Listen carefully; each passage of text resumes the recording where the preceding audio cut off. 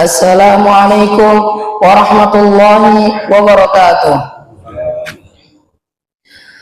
Alhamdulillahilladzi anzala as-sakinata fi qulubil mu'minin liyazdadu imanan ma'a imanihim. Asyhadu an la ilaha illallah wa asyhadu anna Muhammadar Rasulullah. Segala puji bagi Allah yang telah menurunkan nikmat, yaitu nikmat sehat dan nikmat sehat, sehingga kita bisa berkumpul di masjid yang diberkahi ini, insya Allah.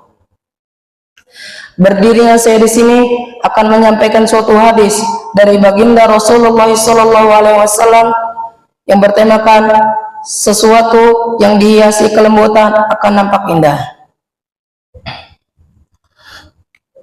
Dari Aisyah radhiyallahu anha, Rasulullah SAW bersabda, "Innar rifqa la yakunu fi syai'in illa zanahu wa la yunza'u min syai'in illa syanuhu."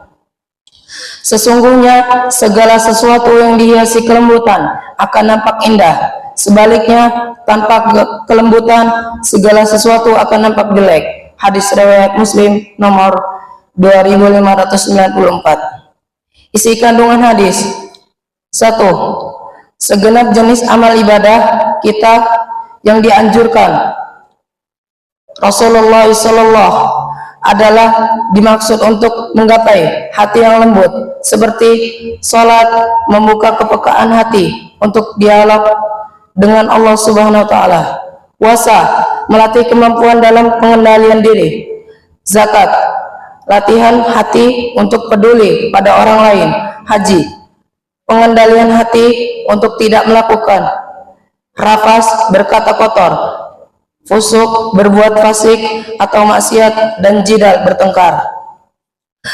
Orang yang melakukan sesuatu dengan kelembutan dan tenang telah mengikuti sunnatullah dalam menciptakan alam semesta dan mengikuti petunjuk Nabi SAW, sehingga semua urusan akan menjadi mudah dan kesulitan akan teratasi.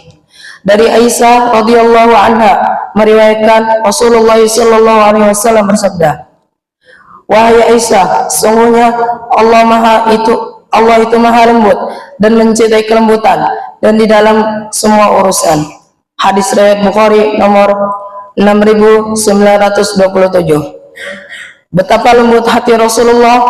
Suatu saat dia didoakan jelek orang Yahudi. Maka Aisyah menjawab dengan doa kasar kepada orang Yahudi tersebut. Maka Rasulullah langsung menegur Aisyah radhiyallahu anha untuk berlaku lembut dan tidak kasar. Dari Aisyah radhiyallahu anha berkata, orang-orang Yahudi mendatangi Nabi SAW dan berkata, Assalamualaikum, kematian atasmu. Lalu Nabi SAW membalas, Waalaikum. Maka Aisyah berkata, Assalamualaikum wa la'natullah wa ghadiba alaikum. Kematian atasmu, laknat Allah dan kemurkaan atasnya. Kemudian Nabi menegur Aisyah, pelan-pelan wahai Aisyah, berlakulah lembut, jangan kasar dan berkata jelek. Aisyah radhiyallahu anha menjawab, apakah engkau tidak mendengar perkataan mereka?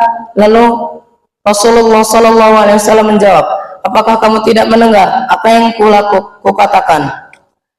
Aku telah mengembalikan doa mereka kepada mereka. Doaku atas mereka dikabulkan, sedangkan doa mereka atasku tidak. Hadis riwayat Muslim dan Bukhari. Akan jauh lebih indah jika kita berusaha fokus membina diri menjadi pribadi yang santun dan menghiasi diri dengan sikap yang lemah lembut. Rasulullah SAW bersabda, sungguhnya lemah lembut itu tidak ada pada sesuatu kecuali akan menghiasinya, dan tidak dicabut dari sesuatu kecuali akan memperkeruhnya. Hadis riwayat Abu Daud. Ayat-ayat Al-Quran yang berkaitan dengan hadis, Allah Subhanahu wa Ta'ala berfirman yang artinya, maka Berkat rahmat Allah, engkau Muhammad berlaku lemah lembut terhadap mereka.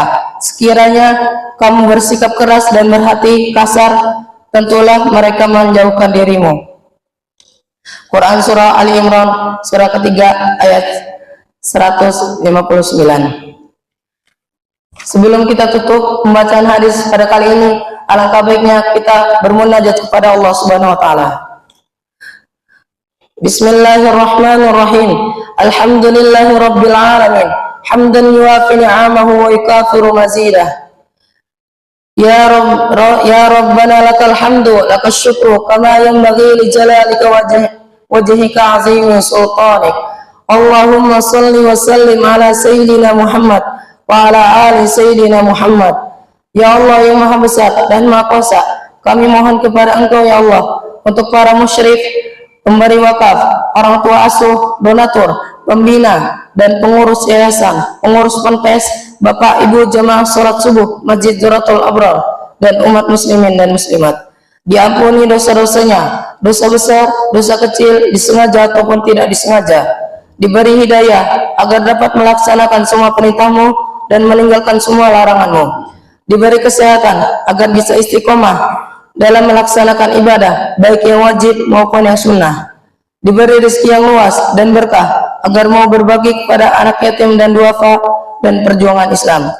Diberi kemampuan bisa bersabar jika menerima musibah dan pandai mensyukuri kenikmatan. Diberi keturunan yang qurrata a'yun, keturunan yang soleh dan solehah. Rabbana atina fid dunya hasanah wa fil akhirati hasanah wa qina azabannar. Subhana rabbika rabbil izzati amma yasifun wa salamun ala mursalin walhamdulillahi rabbil alamin. Mungkin cukup sekian untuk saya. Assalamualaikum warahmatullahi wabarakatuh.